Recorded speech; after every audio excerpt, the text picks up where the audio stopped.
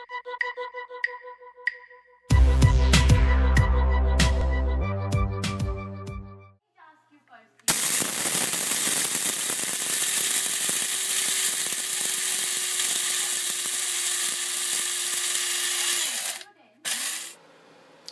morning, everyone. It's Melody. Good morning, my coffee.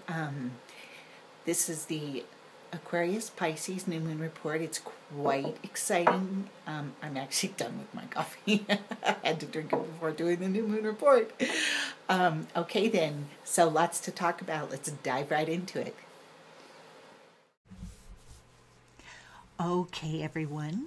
So here we're going to talk about this new moon in Aquarius Pisces, because although technically it begins in Aquarius at 6:46 p.m. Eastern Standard Time on February 18th, which is this Wednesday, tomorrow, as I'm talking about this, it is at 29 degrees 59 minutes Aquarius, which is the last minute of the last degree of Aquarius. If you don't understand what that means, think about the wheel. The zodiac is 360 degrees. Each sign, there's 12 signs, has 30 degrees. And each of those degrees in a sign has 60 minutes. So this breaks it down fairly small so you can see how close to the edge this new moon is to being in Pisces. And in fact, within minutes, it moves from Aquarius to Pisces. Both the sun and the moon are both in the 0-degree sign of Pisces. The moon moves in first because it moves a little quicker by 6:50 p.m. Eastern Standard Time, which is just 4 minutes from the new moon. So the new moon holds the very strong archetypal energies of both Aquarius and Pisces right after each other within minutes. So what does this mean? It's huge. You know, I've heard other people say this. It occurred to me too, relative to this being on some very subtle level, such a symbolic time of the idea of moving into the age of Aquarius. Typically, when we move around the chart, we're going counterclockwise from Aries to Taurus to Gemini and so on, back around till we get to the last sign of Pisces, which rules the last house, 12th house. But when we're talking about the ages, the great ages of which each sign holds the archetype for, we're moving from the age of Pisces to Aquarius. It goes backwards, the opposite direction we normally look at, clockwise. So from that perspective, this new moon is just inside the age of Aquarius, having just passed out of the age of Pisces. It's fascinating. And then just 2 days into this new moon, because you can see on the chart that we have Mars at the last degree of Pisces, by Friday it moves into Aries. Well, actually it moves into Aries Thursday, and by Friday we have both Mars and Venus in Aries with the sun, with the moon also having just moved into Aries and moving over Venus and Mars by Friday. So that's a lot of strong archetype shifts between Aquarius to Pisces within 4 minutes, to Aries within 2 days maximum. And so energetically, on some level or another, there are huge shifts happening with this new moon. So there's a couple of things. This energy has a change on the dime feeling to it. Whether these change on a dime involve our beliefs or our understandings or thoughts or insights or ideas, goals. And then the Aries gives us the action power to move forward in the new directions within us. The other thing that I get in my mind with this whole scenario is the image of a festering boil coming to a head, which isn't the loveliest of energies, I know, but it's happening all over the world in so many areas of our lives. And I'll talk more about that in a minute, but to be very conscious of where this energy can apply in your life is hugely productive. So you look in your chart to see where the final degrees of Aquarius and where Pisces and where Aries, where all of those signs and degrees fall in your chart. Also, because this new moon does set the theme for this lunar month, but I feel since it coincides with the Chinese New Year, I imagine this flavor then will also carry through and linger throughout the year. And by the way, happy Chinese New Year of the wood goat, which is kind of exciting because it's a 60-year cycle relative to the element and the sign. So all of us people born in the year of the wood goat get to have our special once every 60 years year. That's me. Yay. And all my wonderful wood goat friends. So happy Chinese New Year of the wood goat. I do want to talk about briefly the more unconscious and darker sides of these archetypes that are festering up, if you will, with this new moon. The energetic archetypes of Aquarius and Pisces include trauma and fear. The trauma coming from the Aquarius, the Pisces coming from fear. And I'm really feeling this, not personally, but in the collective. This is a large part of the intense reactions people are having to political and social issues that are more than just things getting hot. It feels like this is a resurfacing of unconscious trauma and wounds that are both individual and collective from the shift of the Pisces to the Aquarian age, because we have to move through the final, deepest vestiges of the darker issues and the shadow sides of the Piscean age as we move into the Aquarian age, and this is really up right now. And I'll give you a couple of examples that are on, everybody's kind of trigger points right now. One of them, of course, would be the vaccine issue, and without getting into my opinion one way or the other, it really strikes me that this is one of those deeper Piscean wounds that has to be looked at and processed through on a deeper level than ever before. And what do I mean by that? Well, first of all, from World War II, when there were millions of people exterminated in the gas camps. No, Bijou, lay down. Poor Bijou's been inside and cooped up under exercise because we've had this really cold weather, and I need to get this podcast done before I take her out for a walk. So otherwise my day is just going to get too busy again. So anyway, Bijou, calm down. She's such a sweet dog. Anyway, talking about the World War II issue of the millions of people that died, I really feel like there was a very quick turnaround in terms of people jumping back into the incarnation wheel.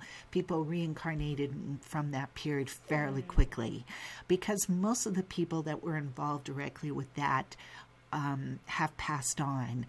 Few people are still alive that went through that experience, but a lot of people that had the quick turnaround are being re-traumatized on a pretty big level with this energetic combination of patterns that are reflecting this relative to the vaccine issue. Because if it brings up all of the things about internment camps and medical experiences, and it really does, because there are shades of all of this with like the ostracization and the isolation threats and the camp threats and the being forced to put chemicals that you feel are dangerous in your body threats and the forced medical procedures that may or may not be safe threats. And the hysteria goes way beyond the debate of the very real facts that are valid on both sides. And what is that about? Well, it's the old trauma coming up of being forced to be part of these medical procedures that you might feel are dangerous, or the basic human rights being taken away, or the camps and prisons if you don't comply. And where does all this stem from? Well, it's the PTSD, or re-traumatizing of this collective issue of working through the victimization issues of the Piscean age and the control issues that came with the Piscean age. And it all stems from fear. So this is why I bring in the fear factor, because this is actually the main thing I'm keying in on. Fear of danger from those who don't think like you do. Fear for your child's safety and well-being. Fear from both sides of the story. Fear, manipulation, control, degrading into all of like the worst aspects of the human experience. It's getting pretty ugly out there. So, of course, this issue is just one of many, but the fear is undercurrent in so much of what's going on right now. And the question is, you know, can we change our reality on a dime? Can this fear fester up so that it just, the boil bursts, and then suddenly we've got the clarity and the healing, and we can move forward and create paradigms that are moving us into a new place where humanity isn't in such a low evolutionary place, because after all, the Aquarian age does promise more enlightenment, an upgrade, a better way of viewing things. So again, this new moon can show how things can change on a dime. They can. Life works that way. One can get an insight or a piece of information that shifts everything, and suddenly the world looks different, and suddenly the fear is gone, and with it, when you don't have fear, you don't need to try and manipulate or convince or control or force or go to war or hurt other people. You just don't. So the release of fear doesn't mean, oh, I'm invulnerable and I sit around doing nothing. It doesn't mean that you suddenly feel like you're beyond it all necessarily, but it does mean that you feel a sense of protection to the scary things of our planet, because you're not getting hooked into them by the fear. And breaking free of old ways of thinking and being is what's necessary to release the fear, because as long as we're thinking from the old paradigms, the fear that's attached to those old paradigms will continue to be there. And we're being challenged, and we are in a place, an opportunity of things, again, shifting on a dime that allows for new possibilities, new structures, and new directions to manifest. And the moon and Aries and Mars and Venus and coming up on the Uranus, it's all like right around the corner. So, as I mentioned, or maybe not, I don't remember, the 59th minute of the 29th degree has some real power of finality and resolution that comes from this culmination kind of feeling, right? So, it can bring extreme trauma. It can bring awareness to a more enlightened way of being. It can turn us, you know, to a 90-degree shift on a dime. And it takes the former levels of victimization to a new place where we can begin planting the seeds of our new realities and new paradigms. Now, where I'm getting that is when I look at a chart, I look at the 12th house and archetypically the sign that rules at Pisces as the womb before we are birthed. Like the Aries, the ascendant in Aries archetypically is that instinctual new beginning of life where, you know, the baby doesn't think. It's ready. It just instinctually births itself, and it's ready. If it thought too much, it might decide not to be born. But while we're in the womb, things have that more idealistic kind of peaceful Garden of Eden in an ideal universe archetype that is also attached to the sign of Pisces.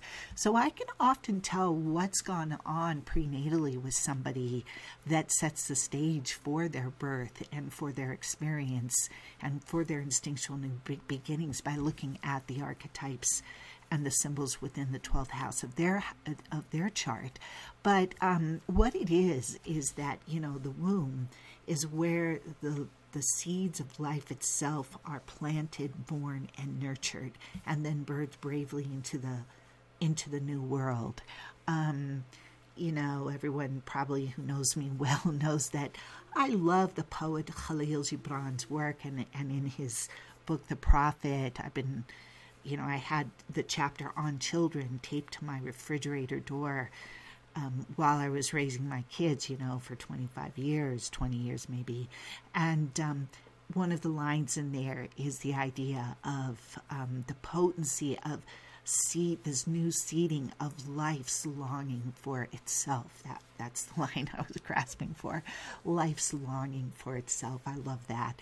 And we can plant the seeds of life's longing for itself in new ways. And this is a powerful time for that. So this month can be a real metamorphosis for some. And when I looked up the degree, the Sabian degree of this last degree of Aquarius, the image that comes with that degree from the Sabian symbols of Dane Rudhyar is deeply rooted in the past of a very ancient culture, a spiritual brotherhood in which many individual minds are merged into the glowing light of a unanimous consciousness, is revealed to one who has emerged successfully from his metamorphosis. So this touches on some of the secrets of astrology. It's like there's the polarity points and the representing the dualistic nature of our reality, and looking at both sides, yin and yang, and the extremes. We must do that before coming into the integrated balance. So we see this side and we see that side. We're the victim, we're the perpetrator. We understand it from this position and we understand it from that position. But integration and growth comes from coming then into the middle point, where you don't deny one or the other, or you get polarized one side or the other, but you stand in the unity of the integration of both. And in essence, when we see things being so polarized as we do right now, that's just a good sign that we're on the extremes and coming into the breakthrough of coming into the middle point of integration, the middle way, if you will. So the keynote for the Sabian symbol is the ability for the person with an open mind and a deep feeling for self-transcendence to come in contact with higher forms of existence. So I will leave you with that thought, and best wishes for this incredibly deep and meaningful new moon, which will set the stage for a pretty powerful end of February. And then, of course, I've been saying how March is going to be amazing and possibly explosive, and it may even start before March into February. But we'll be coming up on the full moon that's coming up at the beginning of March, and look forward to discussing all this more with you then. Okay, bye for now.